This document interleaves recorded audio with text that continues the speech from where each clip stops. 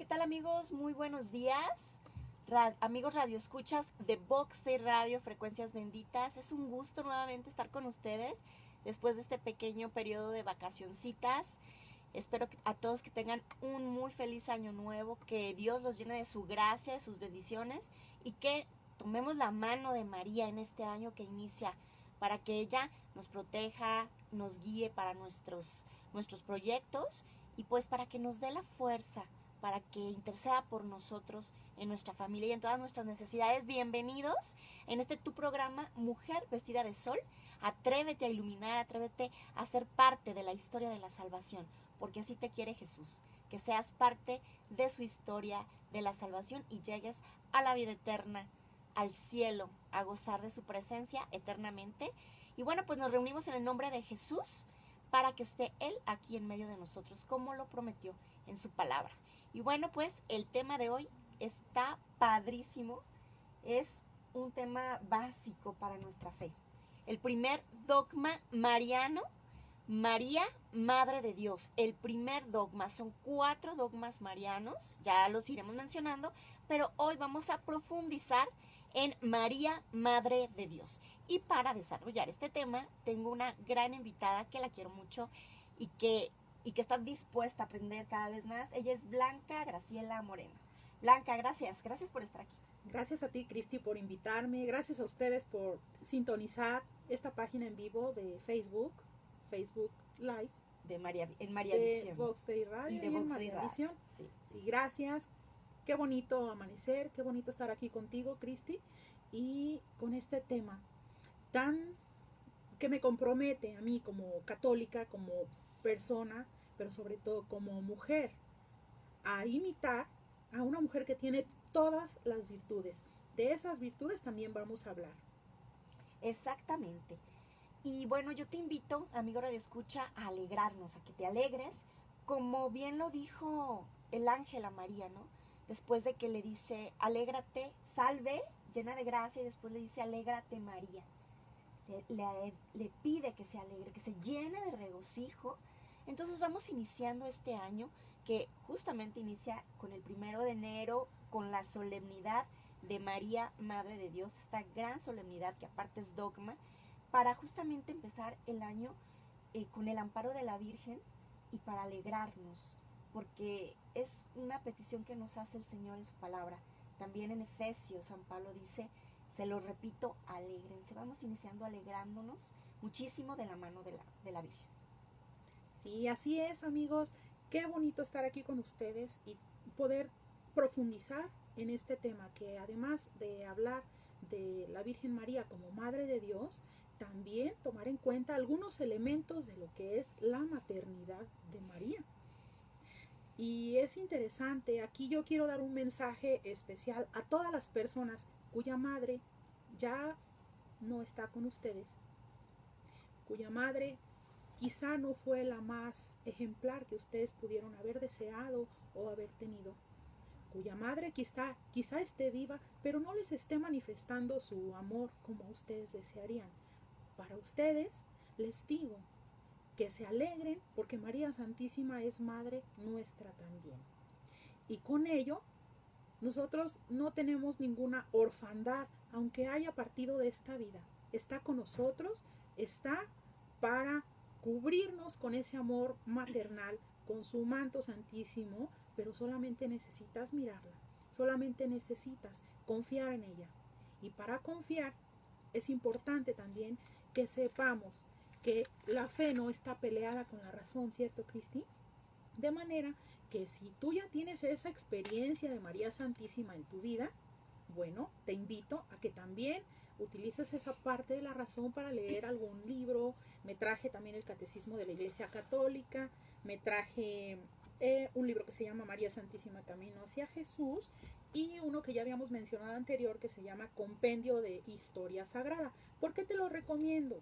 Porque en estos tiempos todos los ataques que se dan contra nuestra fe los recibimos, pero no los podemos ni combatir, ni siquiera evitar, y nos quedamos como indefensos. No podemos defender nuestra fe. ¿Por qué? Porque no usamos la razón para entender los dogmas de esa fe que aunque la sentimos, aunque confiamos en ella, no entendemos del todo cómo defenderla y también cómo transmitirla. Tú como bautizado tienes también esa obligación de anunciar y denunciar. En este caso, anunciar el Evangelio, y parte de ese anuncio es decirle a los demás que tienen una madre.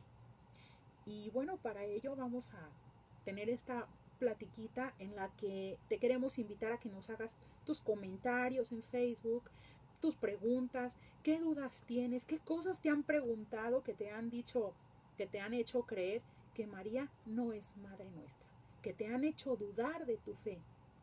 Todo eso, por favor, escríbenoslo, porque vamos a platicar sobre ello. Sí, participen.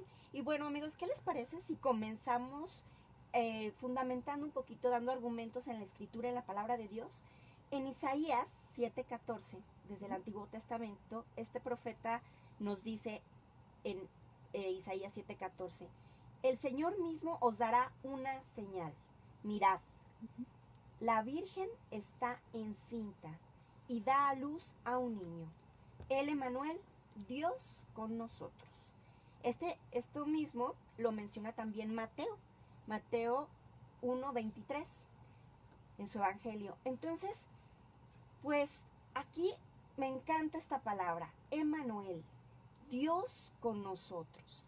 Esto es muy claro, amigos, Dios con nosotros, y la Virgen lo va a dar a luz, es decir, la Madre de Dios. Y bueno, pues también les quiero compartir otra cita básica, aunque en muchas otras citas bíblicas puede estar implícita la maternidad divina de María.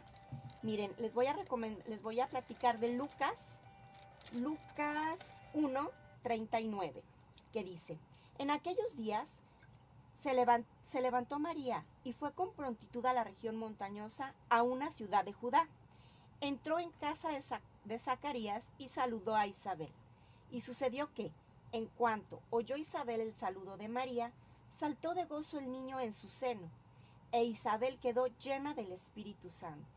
Y exclamando con gran voz dijo, bendita tú entre las mujeres, y bendito el fruto de tu seno. Escuchen muy bien esta parte, amigos. ¿Y de dónde a mí que la madre de mi Señor venga a mí? Porque apenas llegó a mis oídos la voz de tu saludo, saltó de gozo el niño en mi seno. Feliz la que ha creído que se cumplirían las cosas que le fueron dichas de parte del Señor. Y dijo María, engrandece mi alma el Señor, y mi espíritu se alegra en Dios mi Salvador, porque ha puesto los ojos en la humildad de su esclava. Por eso, desde ahora todas las generaciones me llamarán bienaventurada. Palabra de Dios. Te alabamos, Señor. La bienaventurada Virgen María. Pues aquí, Santa Isabel exclama, bendita tú entre las mujeres, bendito el fruto de tu vientre. Y enseguida le dice, ¿cómo a mí? ¿Cómo es que a mí la madre de mi Señor, venga a verme? Señor viene de la palabra en griego, la traducción es en griego, Kyrios, que Señor, este título era únicamente a referirse a Dios, al mismo Dios. Entonces Isabel, que por cierto, la escritura es muy clara y dice que está llena del Espíritu Santo, la proclama Madre de mi Señor, el Señor, creador del cielo y de la tierra. Por lo tanto, Jesús es Dios, María es la Madre de Dios, y se lo dice claro, la Madre de mi Señor. Así es, Cristi. Muchas personas creemos en este dogma de fe, pero hay personas, como las ha habido siempre, que vinieron a refutar ese dogma, a llenarnos de herejías.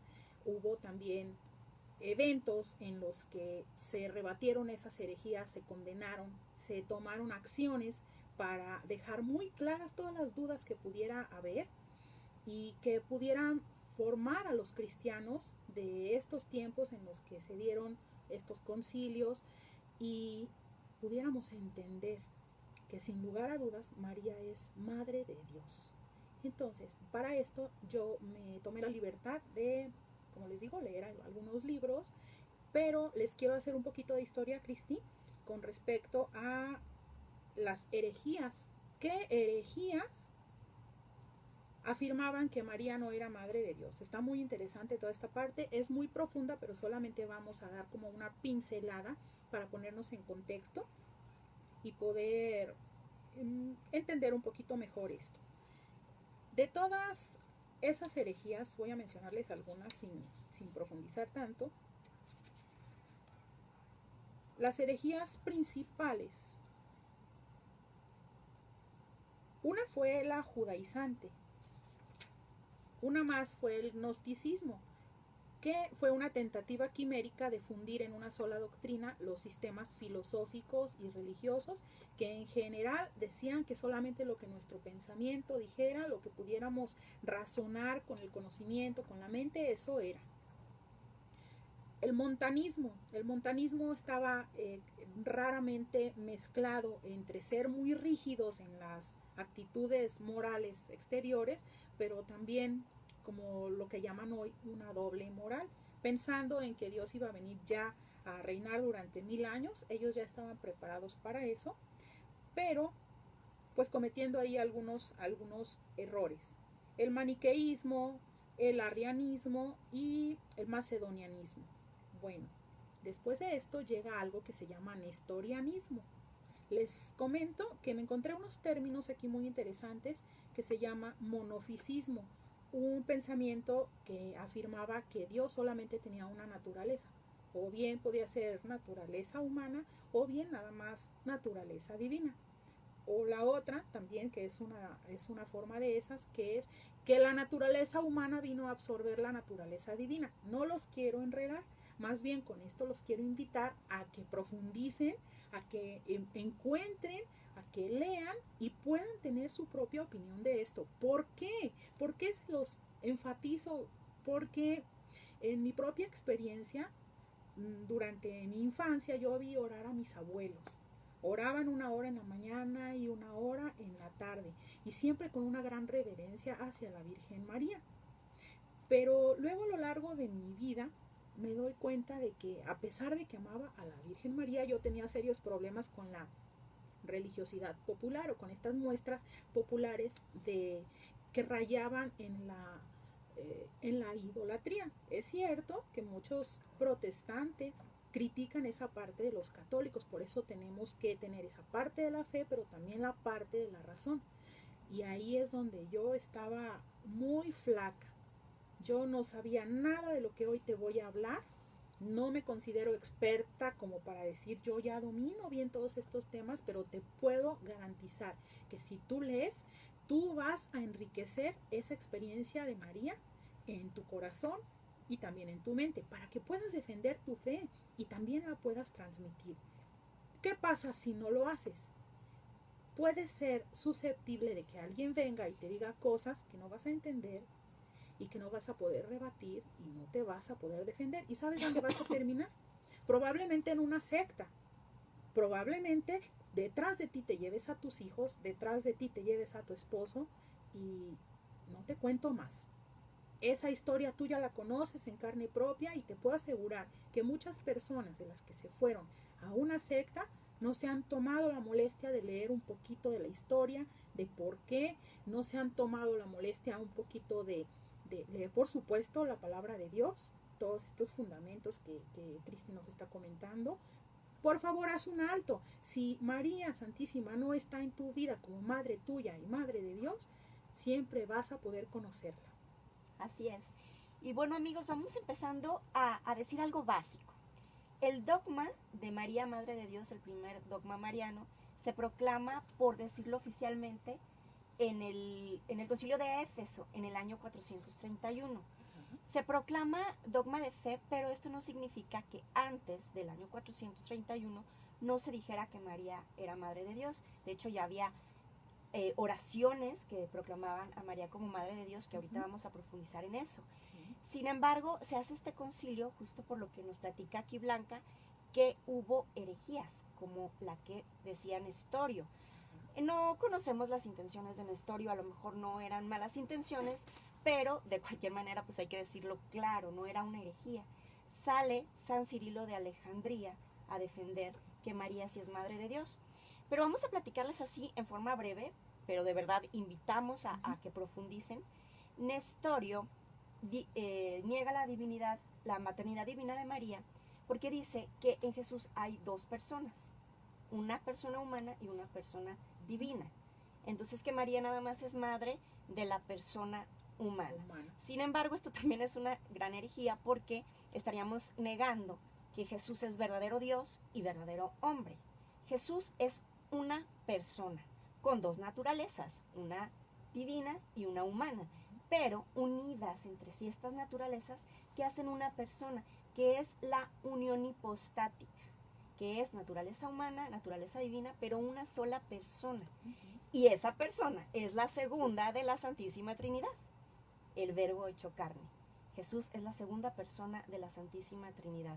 María es Madre de Dios Hijo.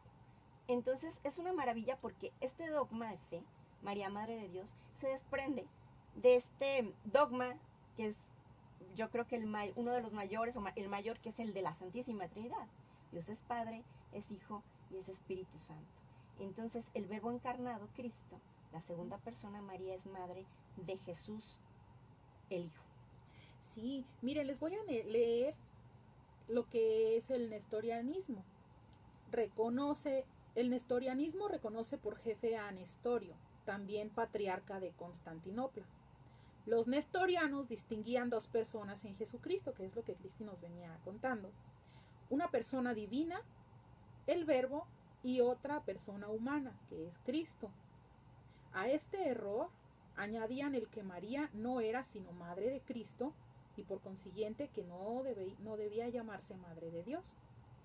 La primera vez que Nestorio tuvo la audacia de predicar tales blasfemias, los fieles, horrorizados, se salieron de la iglesia.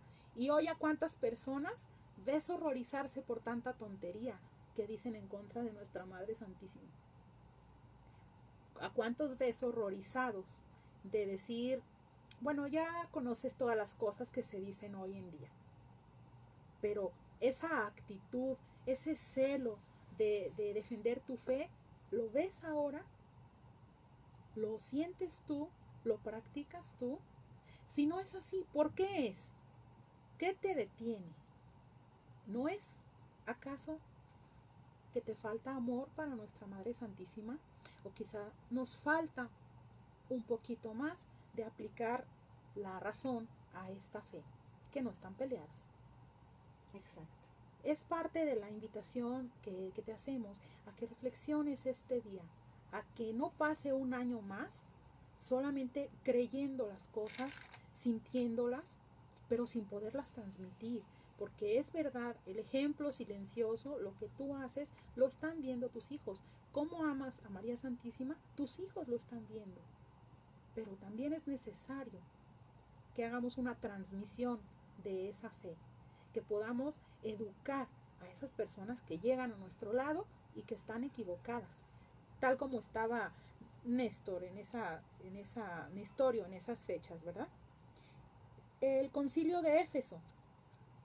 Informado de estos acontecimientos, el Papa San Celestino I escribió a Nestorio exhortándolo afectuosamente a que no causase semejante escándalo, pero el orgulloso patriarca siguió obstinado en su error, por lo que el Papa convocó al Tercer Concilio General de Éfeso.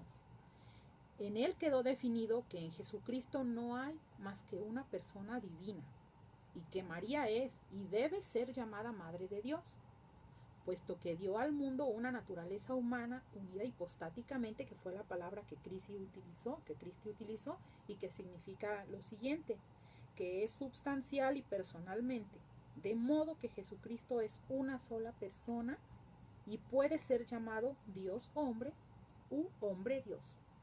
Exactamente. Y bueno, también esto lo podremos aplicar con nosotros, ¿no? Por ejemplo, sí, con nuestra mamá. Nosotros somos una persona y nuestra mamá es nuestra mamá. No vamos a decir, bueno, pues nada más una parte. No, soy un complemento, una unidad de cuerpo y espíritu, y mi mamá es mi mamá, ¿no? Es un ejemplo un poco burdo, se podría decir, a comparación de nuestro Dios, pero María es madre del niño Dios. María es madre de Dios no desde toda la eternidad, porque Dios es eterno, sino en el tiempo. Madre del Verbo encarnado. Y fíjense, amigos, hay una cosa muy bonita que se descubrió hace relativamente poco. La oración más antigua dirigida a la Virgen, que se llama en latín Subtum Praesidium, del año 250 después de Cristo, en una ciudad antigua de Egipto. La ciudad se llamaba Oxirrinco. Y bueno, este papiro viene en griego. Esta oración, que es la que rezamos en nuestros días, que dice así: bajo tu amparo nos acogemos, oh Santa Madre de Dios. No desprecies las oraciones que te hacemos, nuestras súplicas ante nuestras necesidades, etcétera. Bueno, pues hasta nuestros días está esta oración. Los primeros cristianos proclamaban a María Madre de Dios antes del Concilio de Éfeso, obviamente. Y bueno, pues si los primeros cristianos la proclamaban Madre de Dios, ¿cómo ahora algunos que se dicen cristianos no siguen a los primeros cristianos que pues que proclamaban a María, ¿no?, como Madre de Dios, la veneraban? Obviamente a Dios se le adora, es al único que se le adora, pero a María se le venera, se le hace esta hiperdulía, que es una veneración muy especial. Así es. Y por si acaso se preguntaban también de estas del Ave María, de la primera parte del Ave María, que es lo que nos recitabas hace un momento, es bíblico. Exacto, viene en Lucas la Biblia. 1:39. La segunda parte del Ave María fue fruto de este concilio, de todas las personas que formaron parte de este concilio. Fue obra de ellos el tener esta parte de la segunda parte del Ave María. Entonces, de esa manera ya sabemos de dónde viene, por qué el Ave María, por qué hacemos esta hiperdulía y por qué es tan diferente de la adoración, por qué no es una idolatría, aunque algunas personas, por desconocimiento o por esta transmisión popular equivocada de que María es Dios, y miren, yo lo justifico de este modo: es tanto el amor de esas personas para María Santísima, pero nos hace falta esa parte de la razón, esa parte del conocimiento. Y de todas maneras, Dios siempre la va a poner al alcance de todos, porque el Espíritu Santo nos está asistiendo constantemente.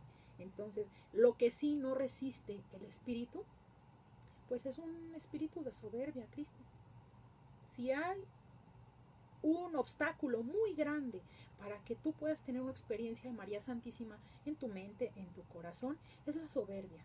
Y nos decía San Luis María de Griñón de Montfort en su libro María Santísima, Camino hacia Jesús, cómo se manifiesta la soberbia, y nos habla que tiene siete picos o 7 cabezas, y nos está explicando una de ellas. Bueno, en cuanto a todas estas, dice aquí: la soberbia tiene 7 cabezas: vanagloria, jactancia, ambición, presunción, hipocresía, protervia y desprecio a los demás. De todas les voy a hablar del desprecio a los demás.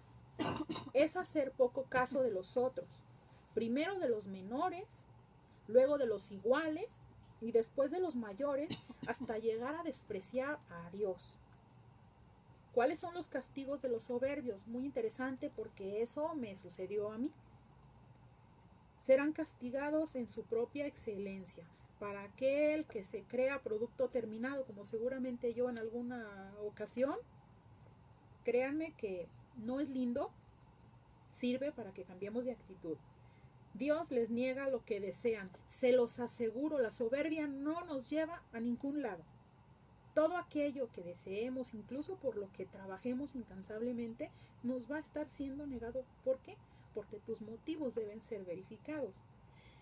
Dios les da bajeza y la confusión que temen. Sí, es cierto. Bajeza en el sentido de que llegas a reconocer tu nada. No sé qué situación en tu vida se puede estar presentando en la que estés renegando de que te reconoces sin capacidades, te reconoces sin potencialidad de nada al margen de Dios, y totalmente pobre en recursos espirituales, creativos, de todo tipo. ¿Por qué? Por estar al margen de Dios. Todo eso es el desierto en el que Dios te va a hablar. Si esto te está pasando ahorita, no te desanimes. Mejor aplaca esa soberbia y escucha a Dios. ¿Cómo lo vas a escuchar? Ve al Santísimo, lee un evangelio y permite que Dios te hable. Si ya te has pasado un buen rato con las retahílas, renegando y todo, ahora escúchalo. Estás por recibir una respuesta, te lo puedo asegurar. ¿Y por qué les mencionaba esto del desprecio a los demás? Porque primero pudo haber alguna persona pequeña que te quiere mostrar a nuestra Madre Santísima y tú la desprecias. ¿Por qué? Porque ya te fuiste a una secta y tú consideras que si es católica esa persona pequeña, la vas a descalificar por completo. Bueno, alguien igual. ¿Podrá ser acaso tu mamá quizá que te esté diciendo? Y tu mamá tiene autoridad para transmitirte la fe. La vas a ignorar. Vas a decir, no, es que mi mamá es una ignorante, es católica, carga con el pecado del catolicismo y pues no la voy a escuchar. Imagínate entonces ahora lo que vas a hacer con los que son superiores, los que se han quemado las pestañas estudiando teología, los sacerdotes. ¿Qué vas a decirles a ellos? Ah, es que son católicos y ustedes no entienden nada porque son idólatras. Suele haber muchísimos pretextos de este tipo, pero ¿qué creen? En esa actitud entraña el peligro también de ignorar por completo a Dios. No me hagas caso, medítalo, reflexiónalo y verifica la actitud que estás tomando. Exacto. Y fíjate, Blanca y amigos radioescuchas, no hay que tener miedo de amar demasiado a la Virgen María. Nos lo dijo San Maximiliano Kolbe, este gran santo que estuvo en los campos de concentración. Él dijo muy claro, no tengas miedo de amarla demasiado. Nunca la vas a amar como el mismo Cristo la amó, como el mismo Cristo la respetó, la honró. Y uno de los 10 mandamientos es honrar a tu padre y a tu madre. Entonces, ¿cómo la habrá honrado Jesús? ¿Cuánto la habrá amado Jesús? Entonces, no tengas miedo. Además de que Cristo, aparte de dar la vida por nosotros, de abrirnos las puertas del cielo, quiso darnos su tesoro más preciado aquí en la tierra y ahora en el cielo, María su madre. Y le dice a Juan, en la cruz, justo al punto de morir ya. Imagínate, Blanca y amigos, cuando estás muriendo, no vas a abrir la boca para decir cualquier cosa. Si vas a hablar es para decir algo importante. Imagínate Jesús con la agonía en la cruz, desangrándose, con este dolor. Habló para decir al discípulo amado, a Juan, mira ahí a tu madre. Y a María, mira a tu hijo. Nos la dio como madre, es un regalo precioso. ¿Cómo vamos a desaprovechar este regalo de Jesús que nos quiere dar? Esta intercesora. Obviamente, Cristo es el que intercede ante el Padre, pero María le pide a Jesús, y eso también es bíblico, en las bodas de Caná. Jesús nos quiso dar una intercesora para que le pidiera a Él, y Él pedirle al Padre. ¿Sí? María intercede junto con Jesucristo. Ella participa de nuestra salvación. Jesús es el Salvador, obviamente. Jesús es Dios. María no es Dios y María no es la que salva, pero es la madre del Salvador, es la madre de Dios con nosotros, el Emmanuel. Así es, y al respecto también quiero confesar que yo sentí miedo. Ya cuando quiso intervenir mi razón, sentí ese miedo, y no está mal que lo sientas, pero sí es necesario que lo encauces con ese conocimiento, y para eso también te recomiendo leer María Santísima, Camino hacia Jesús, de San Luis María Griñón de Montfort, porque fue él quien me sacó de ese momento, pues ya llevaba mucho tiempo con esa sensación de no miro a la Virgen María, no atiendo, no cuento con ella, porque ¿para qué ir con la intercesora si puedo pedírselo directamente al mero mero? Esa era la forma en como yo pensaba. A muchas personas nos suele pasar, pero aparte luego veía personas que decían, ¿y esa está arrodillada ahí frente a la Virgen María, idólatra? Puede ser que observes esa actitud en algunas personas, pero yo sentía ese miedo porque decía, quien me vea me va a llamar idólatra y yo no soy idólatra. Miren, era una completa ignorante de María Santísima, pero yo sentía esa sensación. Entonces dije, ¿qué es lo que me estará haciendo falta? ¿Por qué si amo tanto a la Virgen María soy incapaz de tener muestras exteriores? Bueno, esas muestras se llaman devoción. Y la devoción, la verdadera devoción a la Virgen María tiene unas características y estaba muy claro. Ahí descubrí devoción interior, que significa que procede del espíritu y del corazón. Una devoción que nada más es de hacer algo para que los demás te vean, no es una verdadera devoción a la Virgen María. Algo está mal ahí que hay que revisar. Devoción tierna, esto me faltaba. Yo necesitaba tener esa devoción, esa ternura hacia María Santísima, pero el mismo miedo, Cristi, del que estás hablando, era lo que me detenía. Yo estaba reprimiendo dentro de mí esa devoción tierna que llena de confianza en la Santísima Virgen, que si yo la necesito mucho en las dudas, para que nos ponga claros todos los panoramas, en los extravíos para que nos convierta al buen camino, en las tentaciones para que nos sostenga y en las debilidades para que nos fortalezca. Eso me hacía falta. Y las otras 3 características son devoción santa. Debe ser completamente permanente a lo largo de tu vida, apartarnos del pecado y no solamente decir, traigo aquí mi Virgen María tatuada en el pecho, pero sigo obstinada en el pecado. No, eso tampoco es una devoción a la Virgen María. Devoción constante, parte de lo que te estoy diciendo. También tenemos que tener mucho cuidado con los escrúpulos, tenemos que tener mucho cuidado con esa sensibilidad que la devoción representa. La devoción desinteresada, esta me encanta, ¿saben por qué? Porque conozco muchísimas personas que aparte de traer su medallita o de traer un tatuaje inmenso en el pecho o en la espalda, lo hacen porque quieren obtener un lucro de esa devoción. Y así no es la devoción a la Virgen María. Hay que llevar una congruencia de vida, ¿no? Tratar de hacer todo lo posible por realmente cumplir los mandamientos de Dios. Así es, sí. En los sacramentos. Ajá, entonces esas son las cosas que tenemos que cuidar para que la devoción sea realmente hacia María, sin ese afán de lucrar, porque pues luego habemos personas que queremos María Santísima para que me des prosperidad económica, María Santísima para que amarres a este que es mi amor pero que no me quiere. Cuidadito, porque todas estas situaciones también las están usando personas sin escrúpulos, personas hasta satánicas, para engañar católicos que no están formados, vendiéndoles servicios por Facebook, por el periódico, por la televisión, como servicios de, no sé cómo llamarle, pero de amarrar ocultismo, a ti. Sí, entonces es mera superstición. Te sacan no un billete, sí, te sacan un billete y te hacen creer que a través de la Virgen María te van a ayudar a lograr esto. Jamás se va a ver que la Virgen María se preste para obligar a una persona a que te ame, si tú no eres el objeto natural de ese amor. No lo vas a ver. Así que ten mucho cuidado con todas esas situaciones en las que también cadenitas, cartas, lectura de cartas, todas esas supersticiones, abandónalas, porque nada tienen que ver con la devoción a la Virgen María. María, Madre de Dios.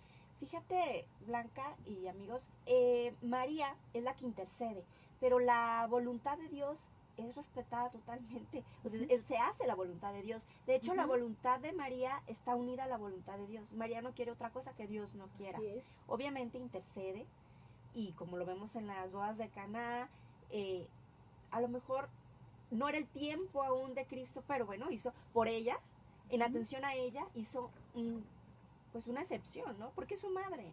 Entonces, entender que está ligada a esta voluntad, es una sola voluntad.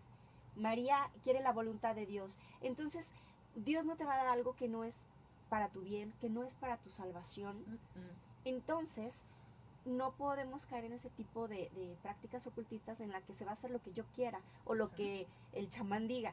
No, por Dios, o sea, entender que Dios nos va a dar lo que es bueno, bello para nosotros. Y Está- cuando no lo entendamos, ponernos en sus manos y tener toda la confianza, como María también la tuvo. Sí, eso lo decía San Pablo en Romanos 8:28, de que todo ocurre para bien de los que amamos a Dios, y sea que lo entiendas o no lo entiendas, eso que te pasó y todo lo que te suceda en esta vida, te confronte con la realidad, te confronte con tus propias fuerzas o te haga dudar de quién eres, todo, pero todo sirve para tu salvación. Eso que te quede bien claro. ¿Por qué? Porque es una promesa de Dios y las promesas de Dios se cumplen. Exacto. Y de verdad, amigos, les invitamos a profundizar en su fe. Nadie ama lo que no conoce. Conozcamos nuestra fe. Hay que leer la Biblia, hay que leer el catecismo. El catecismo está ligado a las escrituras, a la tradición, al magisterio.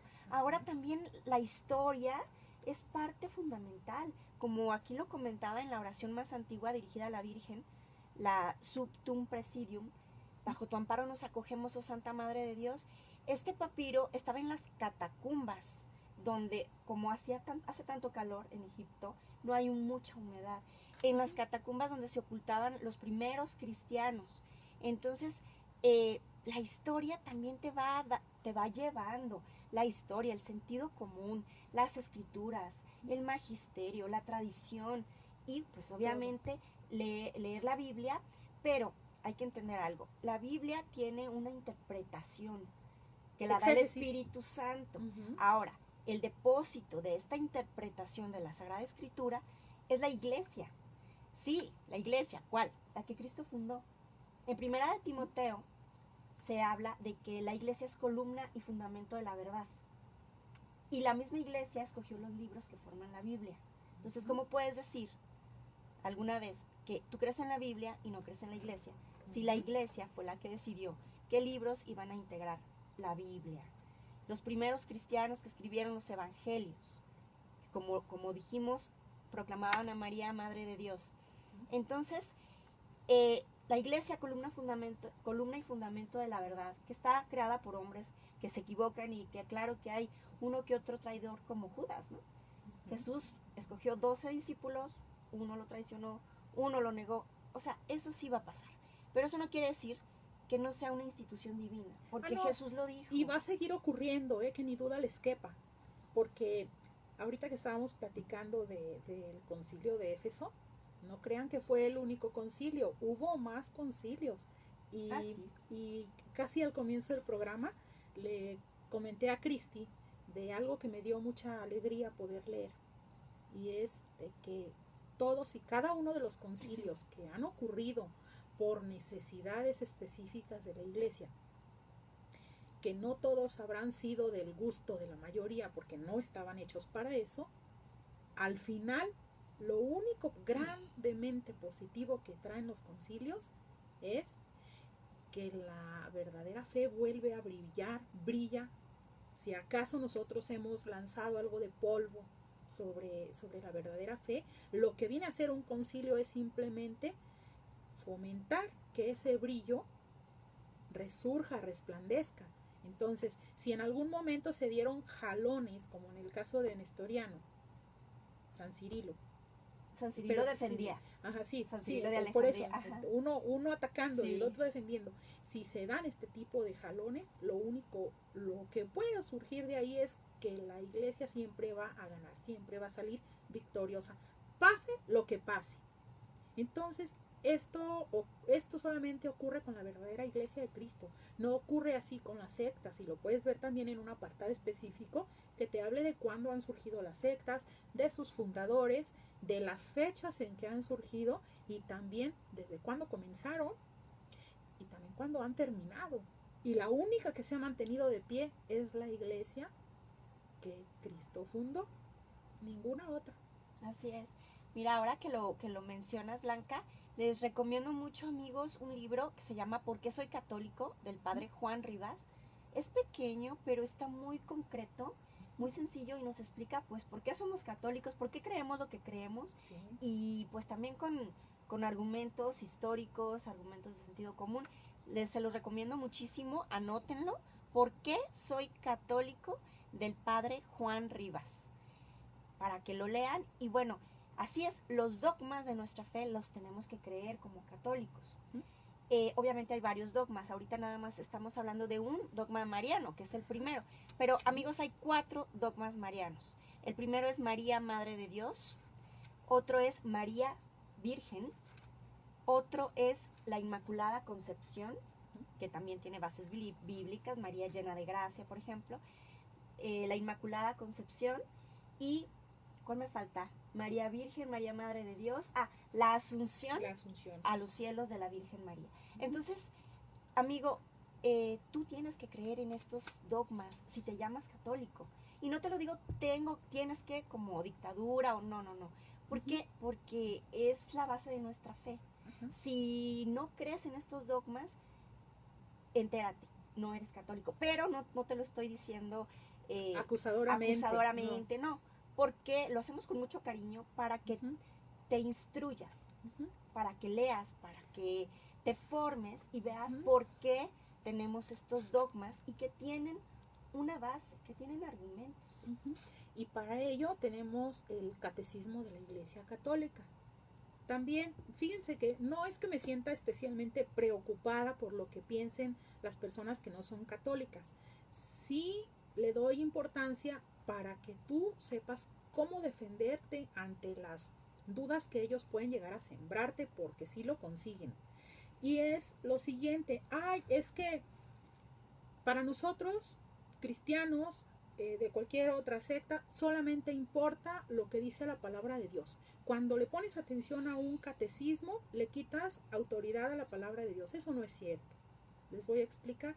Si, por ejemplo, vas a la universidad y te dan un libro y te dicen, este es el libro que tienes que aprender, entender. No me digas que no le preguntas a tu maestro sobre algo que no logras entender. Lo haces, ¿cierto? ¿Y lo ves malo? No. Entonces, lo que tú tienes que hacer es tener tu Biblia, leer la palabra de Dios, aprender a leer la palabra de Dios y por supuesto preguntarle a un maestro. No vas a tener a 10 papas, no vas a tener a 500 obispos, no los vas a tener ahí a tu disposición para preguntarles. Pero sí tienes un catecismo donde todos ellos, y probablemente muchos más, se reunieron, se ha reunido todo ese conocimiento como para que en algún momento tú digas, tengo una duda con respecto a María Santísima, me voy al catecismo de la Iglesia Católica en la primera parte, en el artículo 3, y ahí vienen todas las dudas que puedas tener. Por ejemplo, ¿por qué el verbo se hizo carne? Cristi, ¿tú sabes? Si a mí me preguntas en este momento, ¿por qué el verbo se hizo carne? Es probable que yo no te pueda responder inmediatamente como tú necesitas que te responda. Tampoco es necesario que lo haga, pero si lo hago estoy segura que te voy a dar un muy buen testimonio de como católica, ¿no? Esta católica sí está bien instruida. Bueno, aquí viene un compromiso muy grande para los católicos y que a veces es imposible que memoricemos montones de citas bíblicas y todo esto, pero cuando tú conoces, sabes dónde buscar y sabes dónde fundamentar. Además de que cada párrafo del catecismo de la Iglesia Católica tiene sus referencias de las citas bíblicas. Esos son los maestros, Cristi, esos son los maestros. Tú vas a ver un numeral, el 456, te lo leo. Con el credo niceno-constantinopolitano respondemos confesando: por nosotros los hombres y por nuestra salvación, bajó del cielo y por obra del Espíritu Santo se encarnó de María la Virgen y se hizo hombre. Y ahí viene una referencia que te dice, confronta una referencia ahí que te manda a que puedas leer por qué razón surgió todo esto. Entonces, puede dirigirte a leer una parte de una encíclica, puede dirigirte a leer un versículo de la Biblia, puede dirigirte a leer alguna parte de algún concilio y bueno, esos son las formas, pero vienen en letras un poquito más chiquitas porque luego también vemos personas que nos asusta un libro de este tamaño. No se asusten, No Vamos se por asusten. partes. Sí, viene por Un partes. pastel se come de En rebanada en rebanada. en rebanadas. Entonces, para que seas un buen católico no necesitas memorizarte la Biblia, pero ¿sabes qué? Empieza hoy, comienza leyéndola hoy. Tal vez lees una lectura del Antiguo Testamento, otra, hay hasta una instrucción para que lo puedas leer y terminas de leerla en un año. Pero ¿sabes a qué te invito? Porque así lo he hecho yo desde el año 2009, desde el 2009, te invito a que la hagas vida, a que la hagas vida, a que la hagas parte de ti, a que lo que vas leyendo lo vayas meditando y lo vayas también llevando de la mano con los pasos que estás dando. Entonces, en esa forma tú vas haciendo la palabra de Dios parte de ti, de manera que nadie va a poder venir a decirte que si no te sabes el versículo, tú lo ignores, porque tú ya lo vas a tener bien grabado, con letras de oro, en el corazón. Entonces, si también tienes la ventaja de poder dedicarte para que además de averiguar, memorices, wow, es algo que todo mundo va a ver como un buen testimonio de una persona que se prepara, ¿no, Cristi? Y Sí. bueno, ¿qué más les puedo decir del catecismo de la Iglesia Católica? Que sí es cierto que fue hecho por hombres. ¿Por qué? Pues porque esos hombres son esos maestros en la universidad a los que les puedes preguntar, pero que tienen fundamentos totalmente de la palabra de Dios y de un magisterio que es el único que está capacitado, que está autorizado y además está ungido para que él pueda generar esa exégesis, esa interpretación de lo que ahí estamos leyendo. Pero, como te digo, llévatelo despacito, despacito. Si tienes una duda sobre moral, pues dirígete al apartado número 3 en el artículo 4 y te vas a dar cuenta de que cada cosa está en el catecismo de la Iglesia Católica. Luego no digas que no te dieron un manual para ser buen católico. Sí existe. Que no digas que no te dieron un manual para ser buena persona. Existe. Pero hoy no basta con ser buena persona. Si a Dios no se le obedece, algo en tu camino no te va a llevar directamente al cielo. Para que lo tomes en cuenta, lo medites, lo reflexiones y comencemos a formarnos. Así es, y comentas muy claramente que la iglesia está formada por hombres y pues Cristo lo sabía, Claro, y sí. aún así quiso formar su iglesia de hombres con sus defectos. Y como ya te lo comentaba, eso no le quita que Cristo la fundó en Pedro, tú eres Pedro y en esta, que significa piedra, y en esta roca fuerte, en esta piedra edificaré mi iglesia, y los poderes del infierno no prevalecerán contra ella. Cuando dice los poderes del infierno no prevalecerán, quiere decir que sí está el demonio tratando de destruirla. Claro. No prevalecerán, pero está ahí queriéndose colar, ¿no? Entonces, Cristo nos da esta garantía de que va a ser esta columna y fundamento de la verdad, la iglesia hecha por hombres, pero que Cristo los instruyó y que prometió que va a estar con nosotros y está en la Eucaristía, Blanca. Así es, y es algo que yo personalmente creo a ciegas, y yo no necesito que venga y se manifieste y que me pida meter la mano en su herida para saber que Él está vivo y está en la Eucaristía. Si tú no estás recibiendo la Eucaristía, acércate a ella porque te estás perdiendo de una gracia sobrenatural, santificante, muy grande. No te dejes llevar también por esas frases que te dicen, bueno, es que eso te enseñan en la iglesia, ¿para qué vas a la iglesia? No te dejes engañar por eso. Tú asiste, ¿por qué? Porque si hoy recibes a Jesucristo en la Eucaristía, tú saliendo de ahí ya no eres la misma persona.